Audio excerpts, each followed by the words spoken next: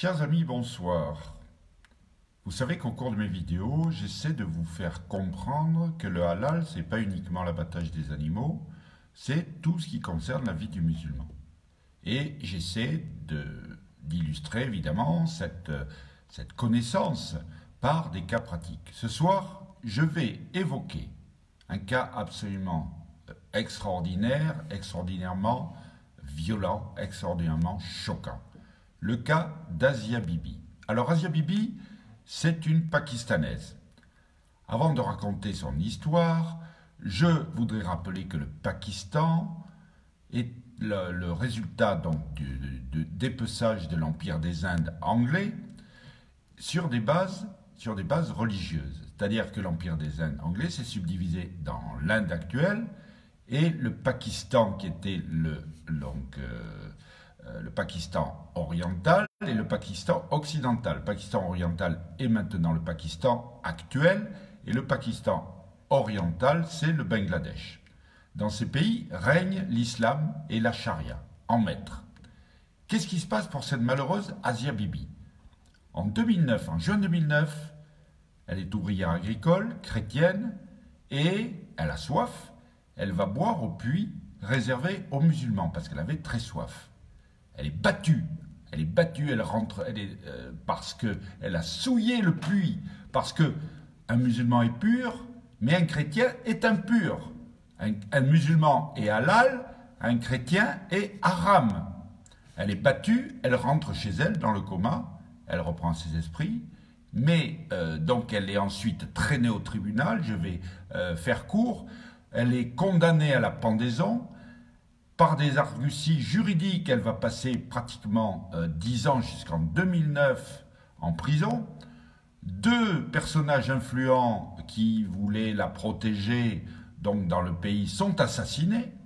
Il y a des manifestations pour exiger sa pendaison, bien entendu, et elle réussit quand même, au final, en 2019, donc tout récemment, à s'enfuir. Sa famille était partie déjà depuis longtemps aux États-Unis.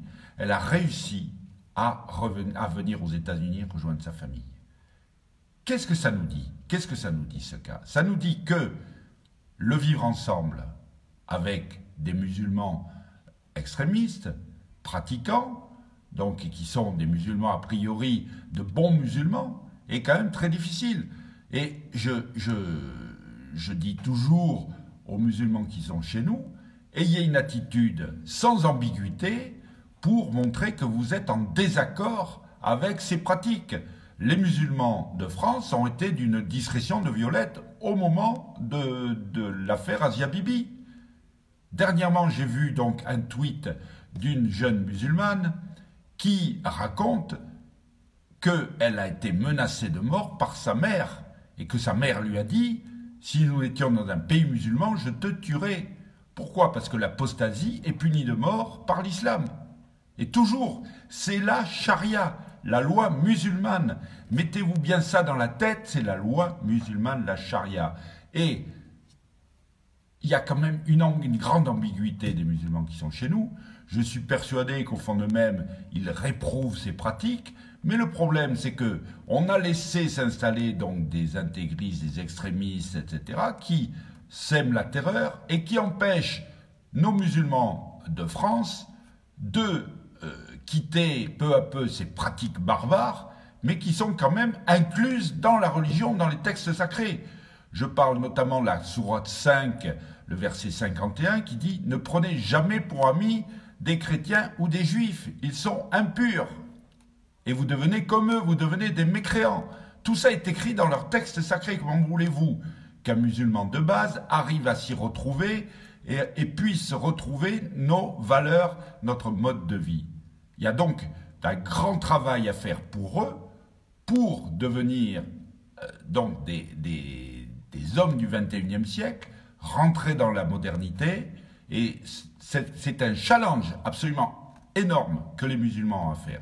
Nous ne pouvons pas le faire à leur place, excusez-moi, nous ne pouvons pas le faire à leur place, qu'ils prennent leurs responsabilités, mais nous les aiderons. Et malheureusement, dans le système, il y a beaucoup trop de gens qui ne savent pas ce qu'est l'islam dans ses origines, dans sa pratique, et qui disent beaucoup de bêtises, et aidons les musulmans à entrer de plein pied dans le XXIe siècle en quittant ces pratiques barbares. Voilà ce que je voulais vous dire. Le cas d'Asia Bibi est vraiment démonstratif de cette impossibilité du vivre ensemble dans des pays musulmans, en tout cas du vivre ensemble entre chrétiens et musulmans, chrétiens, juifs et musulmans.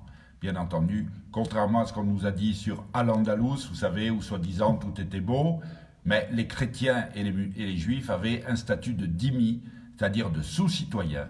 Ils n'avaient pas le droit de monter à cheval, ils n'avaient pas le droit de construire d'église, ils n'avaient plus aucun droit de citoyenneté, ils n'avaient le droit que de se taire, payer l'impôt et être de corvée le plus souvent possible au service des musulmans. Voilà ce que je voulais vous dire, chers amis, ce soir. Un petit peu d'histoire, mais qui nous conduit à comprendre l'enjeu du temps présent. Voilà, je vous souhaite, malgré cette description apocalyptique, je vous souhaite une excellente soirée. Au revoir, chers amis, à ma prochaine vidéo.